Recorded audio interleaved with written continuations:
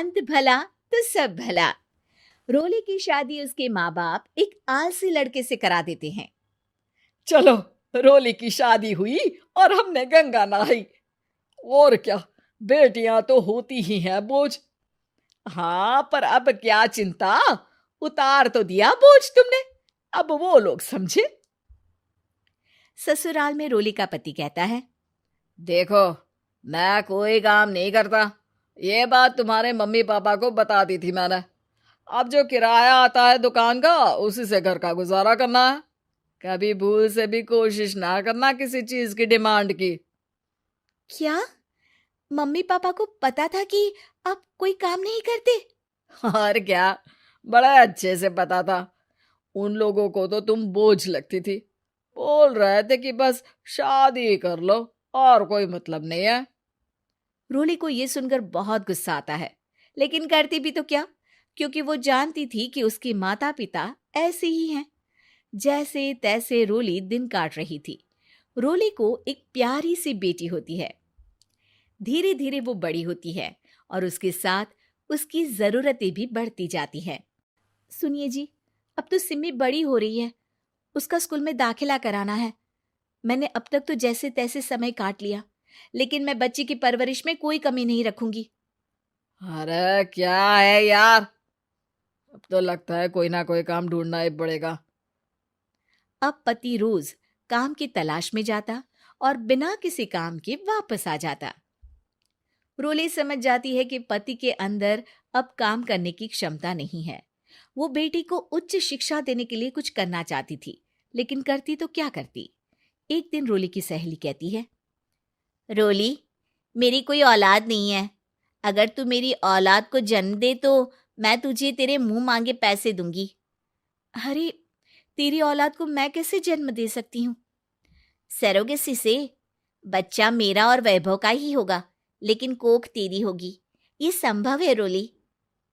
रोली कुछ सोचकर कहती है, मुझे मंजूर है, लेकिन मैं इसका 2 लाख रुपया लूंगी। अरे कोई बात नहीं, मुझे मंजूर है। रोली खुश हो जाती है कि एक बच्चा पैदा करने का उसे 2 लाख रुपया मिलेगा। वो घर आकर पति को बताती है, वो भी खुश हो जाता है। अब क्या था, डॉक्टर के पास जाकर सहेली का बच्चा रोली की कोख में पलने लगता है। मुझे 20,000 चाहिए मेरे बेटी के एडमिशन के लिए। हाँ हाँ ठीक है, मैं उसके एडमिशन से लेकर सारे खर्चे उसके अकाउंट में डाल रही हूँ। रोली की बेटी का एडमिशन हो जाता है। रोली को लगता है कि वो अब सब कुछ ठीक कर देगी। दिन और महीने आगे बढ़ते हैं। अब एक दिन, एक बात कहूँ जी, काश इस बच्चे को मैं रख पाती। मैं अब इससे काफी जुड़ गई हूँ। अरे यार, पता नहीं किसका बच्चा है, अपने पास है ना अपनी मुन्नी। हाँ, लेकिन अब मैं भी इस बच्चे से जुड़ाव फील करने लगी हूँ। लेकिन मैं ये जानती हूँ कि ये मेरा बच्चा नहीं है। दोनों की जिंदगी ठीक चल रही थी, लेकिन कहते ना कि सुख का पल ज्यादा लंबा नहीं होता। एक दिन रोली की सहेली का फोन आता है। रोली, मुझे अब ये बच्चा नहीं चाहिए, मैं अपने पति को छोड़ रही हूँ। अरे लेकिन मुझे पैसों की जरूरत है, बच्चा तुम्हारा है, मैं क्या करूंगी? सहेली बिना कुछ बोले फोन काट देती है, फोन स्विच ऑफ कर देती है। लेकिन रोली के जीवन का तूफान यहीं नहीं रुकता। रोली, मैं इतना भार नहीं उठा सकता। आज पढ़ाई का पैसा मांग रही हो, कल को शादी, कॉलेज और पता नहीं क्या क्या। मैं तुम्हें छोड़ रहा हूँ, अपनी बच्ची उठाओ और निकलो इस घर से। अरे पर मैं कर तो रही हूं ना बच्चे के लिए काम, आप आराम से रहिए ना। क्या काम कर रही हो, देख रहा हूं मैं। ये छोटा शहर है, यहाँ लोगों को बात बनाते वक्त नहीं लगता। तो मैं क्या करूं? ज्यादा पढ़ी लिखी नहीं हूं, कैसे घर के खर्चे चलाऊं? और आप तो काम करना ही नहीं चाहते। हाँ, ना चाहता हूं और ना ही करूंगा। रोली को पति की बात पर काफी गुस्सा आ जाता है। ठीक है, अगर मेरे जीवन में संघर्ष ही लिखा है तो वही सही। इस वक्त पति होने के नाते आपको मेरा साथ देना चाहिए था, लेकिन नहीं, आपने तो इस हाल में मुझे घर से बाहर निकालने की बात कह डाली। देखो, ये सारी फालतू की बातों के लिए वक्त नहीं है मेरे पास। रोली, जिसकी कोख में किसी और का बच्चा था और साथ छोटी सी बेटी, पति का घर छोड़कर रास्ते पर आ जाती है। रोली के पास मायके के सिवा दूसरा कोई रास्ता नहीं होता। अरे रोली कैसी है? कितने दिनों के लिए आई है? हमेशा के लिए माँ। वो माँ को सारी बात बता देती है। ओए लड़की, इतनी हिम्मत का काम कर लिया। और या बिस्तर उठाओ और निकलो यहाँ से। रोली के पास अब मायके का रास्ता भी नहीं बचता। वो चुपचाप बच्ची को लेकर जा रही थी कि उसे दर्द होता है और वो डॉक्टर के पास चली जाती है। और फिर वहां वो एक प्यारे से बेटे को जन्म देती है। कितना प्यारा है। कितने अभागे हैं इसके माँ बाप जो इसके पैदा होने पर भी नहीं है। तभी वहां डॉक्टर आ जाती है। रोली, बच्चे के पिता तुमसे मिलना चाहते हैं। भले ही इसकी माँ ने इसे छोड़ दिया हो, पर मैं अपनी जिम्मेदारी निभाऊंगा। तो क्या आप मुझे इसके पैदा करने के लिए जिन पैसों की बात हुई थी वो भी देंगे? हाँ, और साथ ही आप चाहें तो मेरे घर में रहकर मेरे बच्चे की देखभाल भी कर सकती हैं। मैं उसके लिए आपको सैलरी दे दिया करूंगा।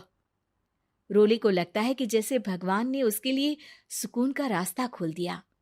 वो अब मुकेश के साथ उसके घर चली जाती है, जहां रहकर वो उस बच्चे की देखरेख करती है। अब मुकेश के घर को रोली अच्छे से संभाल लेती है। उसके लिए खाना बनाने से लेकर बच्चों की देखभाल और घर की देखरेख। धीरे धीरे मुकेश को रोली से प्यार हो जाता है। रोली, तुम्हारी बेटी और मेरा बेटा बिल्कुल भाई बहन की तरह साथ रहते हैं। हाँ, आखिर है तो एक ही कोख के बच्चे, अटैचमेंट तो होगा ही ना। रोली, तुमने घर और मुझे दोनों को संभाल लिया। ये तो मेरा काम है। आपने भी तो मुझे छत दी जिससे मैं अपनी बेटी की पढ़ाई और भविष्य के लिए पैसे जोड़ सकूं। अब रोली, क्या तुम मुझसे शादी करोगी? अब मैं जानता हूं तुम्हारी भी शादी कुछ खास अच्छी नहीं रही। हाँ बोलने की सोच ही रही होती है कि उसके पहले पति का फोन आ जाता है। रोली, मैं बहुत परेशान हूँ। मेरा एक्सीडेंट हो गया है। मैं चाहता हूँ तुम वापस आ जाओ। रोली को पुराने पति की चिंता होने लगती है। वो सोचती है कि वो क्या कर रही थी। हाँ हाँ ठीक है, मैं आ रही हूँ। हाँ रोली, आ जाओ, लेकिन बच्ची को कहीं हॉस्टल में छोड़कर आना, क्योंकि मैं नहीं चाहता कि हम लोगों के बीच फिर से वो सारी बातें हो। रोली को समझ आ जाता है कि पति आज भी सुधरा नहीं है। वो पति हार कर मुकेश को हाँ कर देती है।